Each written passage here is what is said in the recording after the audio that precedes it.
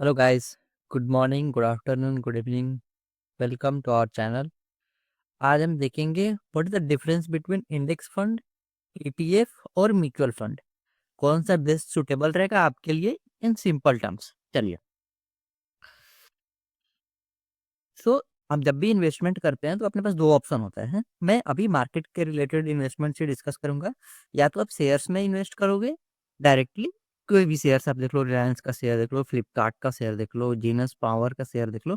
और आप कोई फंड में इन्वेस्ट करोगे। और फंड भी दो तरीके की होती है। वो कौन कौन सी फंड होती है? एक एक्टिव फंड होती है और एक पैसिव फंड होती है।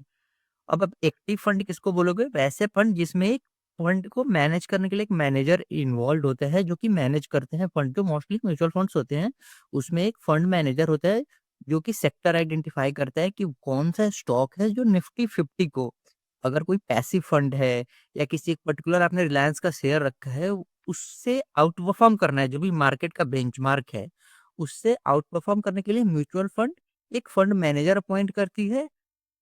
उस फंड को हम एक्टिव फंड बोलते हैं। अब देखो, फंड मैनेजर जब भी अपॉइंट होगा तो जनरली आप गूगल करना, जो फंड मैनेजर होते हैं उनकी सैलरी बहुत ज्यादा होती है। तो जब भी एक्टिव फंड में आप इन्वेस्ट करोगे तो आपका एक्सपेंस रेशियो ज्यादा रहेगा, बिकॉज ऑफ दिस सैलरी उनके स्टाफ्स होते हैं और जो भी एक्सपेंसेस होते हैं, इसलिए हायर साइड पे इनके एक्सपेंसेस होते हैं। अब पैसिव फंड यही आते हैं। पैसिव फंड में क्या होता है कि कोई एक इंडिसेस है। लेट्स से वो एक फॉर्मूला लगा देंगे कि निफ्टी 50 आज अगर 20,000 का है और वो अगर 25,000 पे होगा तो वो ट्रैक करेंगे जो 5,000 इंक्रीमेंट हुआ है 25%, वो 25% आपका जो भी वैल्यू है वो ऐड करके आपको दे देंगे। तो पैसिव फंड में कोई फंड मैनेजर नहीं होता है। ईटीएफ और इंडेक्स फंड, ये दो इसके एग्जांपल है। इन दोनों में फंड मैनेजर होते नहीं है। तो इससे क्या होता है, आपका फंड मैनेजर नहीं है तो एक्सपेंस रेशियो जनरली कम होता है। तो ये स्मॉल क्लास जो भी शेयर होल्डर्स है, स्मॉल इन्वेस्टर्स हैं, उनके लिए बेनिफिट होती है। ये सिर्फ एक इंडेक्स ट्रैक करता है। आपने रिसेंटली देखा होगा, अभी गोल्ड की ईटीएफ है या सिल्वर की ईटीएफ है, या म्यूचुअल फंड्स भी हैं। जो फंड फंड होते हैं वो सारे पैसिव म्यूचुअल फंड होते हैं, उसमें एक्सपेंस रेशियो काफी कम होते हैं। अब सिमिलरली गोल्ड का पीटीएफ लो तो सारे गोल्ड से रहेंगे, वो गोल्ड के प्राइस को ट्रैक कर रहे होते हैं। कुछ नहीं आएगा, अगर गोल्ड का अगर प्राइस 20% बढ़ा है तो वो 20% ही आपका ईटीएफ इंक्रीज करेगा। सिमिलरली फॉर सिल्वर भी।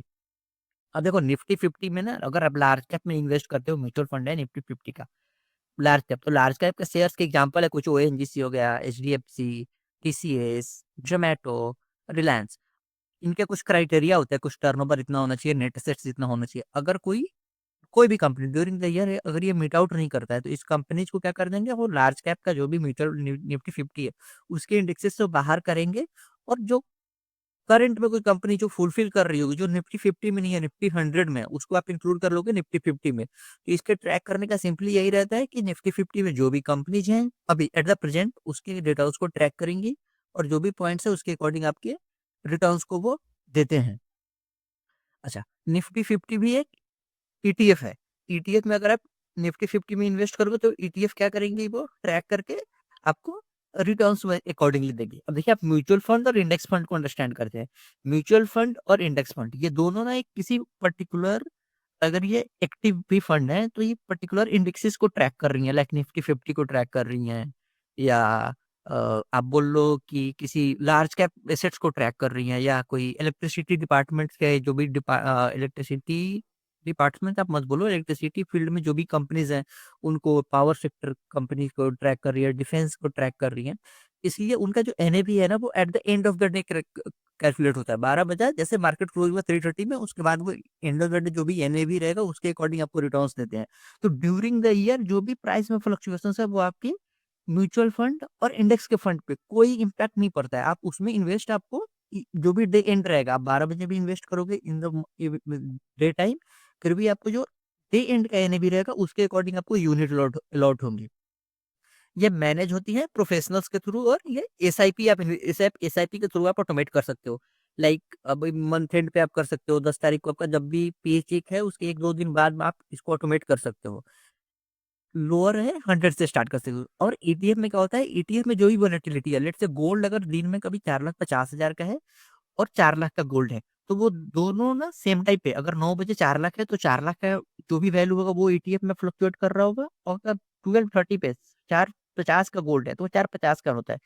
ईटीएफ के लिए आपको डीमैट अकाउंट की जरूरत नहीं होती है। ये भी पैसिव मैनेज फंड है, इसलिए इस पे आपको क्या जो एक्सपेंस रेशियो है वो काफ़ी कम होता है। आप कभी भी एंट्री कर सकते हो ड्यूरिंग द डे और कभी भी आप एग्ज़िट कर सकते हो during the day only. But mutual fund में क्या होता है वो बिकॉज़ डे एंड पे जो एनएवी रहता है उसके बेसिस पे आपका जो भी यूनिट है उसका प्राइस कंप्यूट होता है, तो आपको डे एंड पे ही क एग्ज़िट करने का अपॉर्च्युनिटी मिलता है। तो लिक्विडिटी इससे ज़्यादा किसमें होता है? लिक्विडिटी ज़्यादा अपने को ईटीएफ में होता है जो एक्टिव ईटीएफ होती है। इंडेक्स फंड और म्यूचुअल फंड में कंपेयरिंग टू क्या बोलते हैं ईटीएफ कम होता है लिक्विडिटी। अब देखो अब सिंगल विनर तो कोई नहीं है। अब ये डिपेंड करता है कि आप क्या प्रेफ़र करते हो। अगर आप बहुत ही मार्केट में एक्टिव हो, में आपको पता है गोल्ड का प्राइस बूम होने वाला है, पावर सेक्टर ही बूम होने वाला है। अब ये देखो जियो का सेक्टर रोटेशन फंड आया है। वो क्या कुछ सॉफ्टवेयर है जो कि ब्लैक रॉक से उन्होंने बोरो किया है। In fact they are in partnership with BlackRock. वो सेक्टर को आइडेंटिफ़ाई करेंगे कि लेट्स से फर्स्ट क्वार्टर में, इंडिया का फर्स्ट क्वार्टर है, उस क्वार्टर में कौन-सा सेक्टर बूम करेगा, उसमें वो इन्वेस्ट करेंगे और वहाँ से अगर सेकंड क्वार्टर में उनको लगता है फर्स्ट क्वार्टर में उन्होंने पावर सेक्टर में इन्वॉल्व किया। ड्यूरिंग विंटर हमें पावर सेक्टर में बहुत इलेक्ट्रिसिटी कंजम्पशंस होती नहीं है, तो उनका थोड़ा-सा रेवेन्यू में डाउनफॉल रहता है as compare to summer season. तो वो क्या समर सीज़न में इलेक्ट्रिसिटी जो भी पावर सेक्टर है उसमें इन्वेस्ट करेंगे और समर सीज़न जो विंटर सीज़न रहेगा वो किसी और में इन्वेस्ट करेंगे। लेट्स से जो हीटर्स बनाती है कंपनी उनमें इन्वेस्ट कर लेंगे वो। देखिए, अब इसमें क्या आपके लिए बेटर क्या है, इसके लिए हमने एक स्लाइड्स प्रिपेयर किया है। आपके गोल्स पे है, ईटीएफ में कम पैसे लगते हैं तो वो एफिशिएंसी के बेसिस पे है, लिक्विडिटी ज़्यादा है, लेकिन म्यूचुअल फंड आपको कन्वीनियंस पे है, दैट इज़ ऑटोमेट हो जाती है आपकी एसआईपी। आप हर एक 10 तारीख के ऑफ एवरी मंथ आप इन्वेस्ट कर सकते हो as per your choice. Which one is good for you? Please let me know in the comment. Thanks for watching the video. Please do share, subscribe, and join our Telegram channel for personal discussion. Thanks for watching the video. Thank you. Bye.